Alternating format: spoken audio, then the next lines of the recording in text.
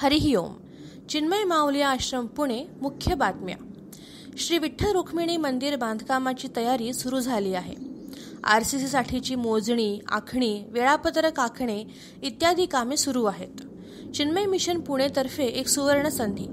श्री विठ्ठल रुक्मिणी मंदिरासाठी आपणही हातभार लावा.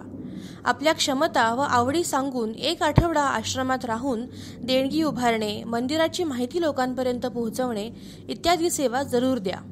22 मे 2017 रोजी पूज्य गुरुजी स्वामी तेजोमयानंदजी यांनी जीर्णोद्धारानंतर सुशोभित झालेल्या चिन्मय विहार आश्रमातील चिन्मय गोपाळकृष्ण मंदिराला भेट दिली.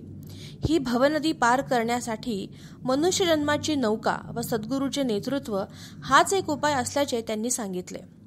21 जून 2017 रोजी सकाळी 7 ते 8 चिन्मय माऊली आश्रमात आंतरराष्ट्रीय योग दिवस साजरा करण्यात येणार आहे.